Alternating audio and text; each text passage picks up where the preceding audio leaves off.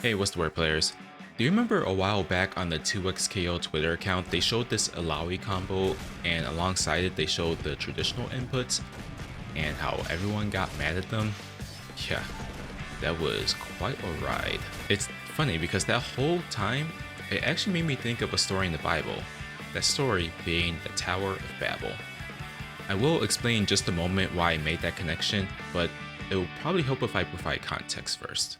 In Genesis chapter 10, this comes after the flood in Noah's Ark, where we actually get to see Noah's three sons, Ham, Shem, and Japheth. They scatter across the earth, each forming their own territories. What's interesting to note is that each nation that each son creates actually has developed their own language. But now we get into Genesis 11, where we read the Tower of Babel. Starting at verse 1, it says, "Now the whole world had one language and a common speech. As people moved eastward, they found a plain in Shinar and settled there. They said to each other, 'Come, let's make bricks and bake them thoroughly.' They used brick instead of stone, and tar for mortar. Then they said, 'Come, let us build ourselves a city with a tower that reaches to the heavens, so that we may make a name for ourselves. Otherwise, we will be scattered over the face of the whole earth.' But the Lord came down to see the city and the tower that people were building.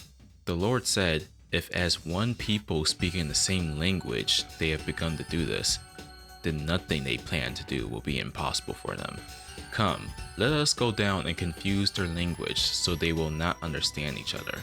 So the Lord scattered them from there all over the earth, and they stopped building the city. That's why it was called Babel, because there the Lord confused the language of the whole world. From there, the Lord scattered them over the face of the whole earth." On the surface, building a tower doesn't seem harmful. Why would God go to the lengths of confusing their language and causing them to scatter?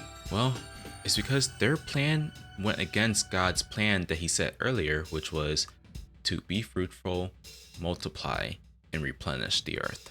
These people were afraid of another flood or some sort of event that would separate and scatter them across the earth. Not only that, but they wanted to make a name for themselves. By confusing their language, God's plan continued to be set in motion for mankind to be fruitful, multiply, and replenish the earth. Now, let's tie this back to the FGC.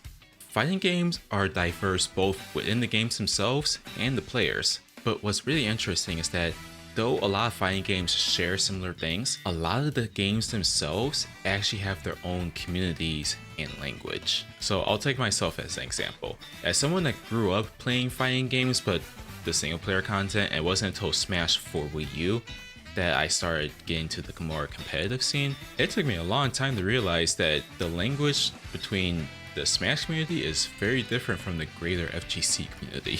For example, what is the definition of wanting to play casual sets not in a tournament setting? In Smash, this is called friendlies, but in general FGC terms, this is called casuals or casual sets. What about if two players choose the same character in a match? In Smash, this is called dittos, but for other FGC games, these are mirror matches. And there's plenty of other examples that you can think of. Stuff like this took a long time for me to adjust, coming from competitive Smash and moving over to being competitive in other fighting games. Thank goodness that there's a fighting game glossary that makes this so much easier to understand certain terms. I'll put a link to the fighting game glossary down below. This brings us to the Great Notation War of May 6, 2024. People were losing their minds over this tweet. You got people in favor of traditional inputs, you got people in favor of numpad inputs, and you got people that are just like, dude, just tell us what button on the controller to press. Like, why would people be mad about this? Well, one, because FGC Twitter always has to be mad about something, but two, is because the information that was presented in a way that only one group of people could understand. Different fighting games use a different notation or language to communicate how to pull off a move. Take an input like this, for example. In Capcom or SNK games, this would be read as a quarter circle forward. In anime games such as Guilty Gear, Blaze Blue, French Bread fighting games, etc., this input would actually be read as 236, using the numpad on your keyboard as a reference for directions. In Tekken, the directions are actually pretty straightforward. So if you have a character that has an input like this would actually be read as down, down, forward, forward. And there's probably a ton more inputs out there that I haven't covered. Going back to the 2xKO tweet, the uproar that this had over how the information was relayed really goes to highlight how passionate these communities are. Like, it had nothing to do about the combo video whatsoever.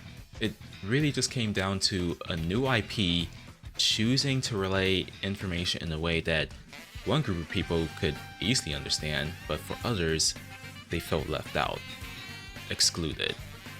It was like reading an entirely different language. But then I think back to the Tower of Babel. God's design wasn't just to have one language for the whole earth and one group of people worshiping him. The result of God scattering these people with their own different languages leads to today, where we see people all over the world praising and worshiping God in their own native tongue. His design was to have people of all nations to know him. People of different backgrounds, people of different personal experiences, different skills, different viewpoints. Seeing how different people can be but worship the same God gives us just a small glimpse of what the kingdom of heaven is like. And honestly, this is one of the great things that I love about the FGC, is because of how diverse it is. Like, I'll never get over going to a local or a major and just seeing so many different people of different walks of life come together and play some games. Especially when I go to a major like Combo Breaker or Frosty Faustings, or hopefully in the future Evo. Hearing people with different accents or even speaking a different language just really makes me realize that fighting games are such a global thing.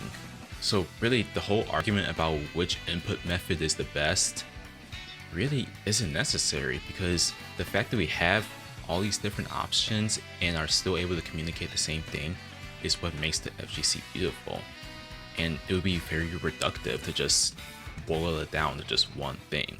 Out of the modern fighting games out right now, I don't know if I necessarily can say that I have a quote-unquote home fighting game. Like, I will always champion Virtua Fighter, but it is not a modern fighting game. We need a new game.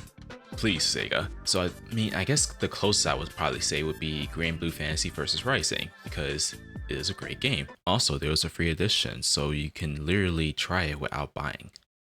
Just saying. But overall, I'm a variety fighting game player, which means that I enjoy just switching and playing different fighting games. To me, it feels like the equivalent to traveling to a different place, where some things seem familiar, but for the most part, I have to adapt to the landscape. If I'm learning Tekken and all the Tekken tutorials that I see use this input method, well, I better learn the input method so I can easily follow along the tutorials. If 2xKO tutorials are going to use the traditional input method and I'm a multi-blood player, shout out to multi-blood, I'm going to have to learn traditional inputs so I can follow along the tutorials. If I want to know Jesus and I'm told that in order to do that I need to read the Bible, well, I'm going to have to learn how to read the Bible. Which, if you decide to do that, great step. Highly recommend getting into a Bible study to make everything easier for you. When you're a part of the FGC, you feel like you're a part of something bigger, and your language and lifestyle reflects that. When you're a disciple of Jesus, the same thing applies. However, your eternal soul also reflects that commitment. If you happen to be in the FGC and you haven't made Jesus Lord in your life, it's not too late. Give him a shot. That's gonna be it for this video. Comment down below, let me know what you thought, and let me know if you had a similar story as my Smash Brothers story. Just trying to learn what the heck are these people talking about when you're like watching tutorials and you're trying to understand what are these numbers and inputs and stuff like that. If you're looking for a non-denominational church, down in the description below will be a link to our church locator. If you're interested in hanging out or want to play games, link to my Discord is also down below. Once again, y'all, thank you so much for watching, and until next time, peace.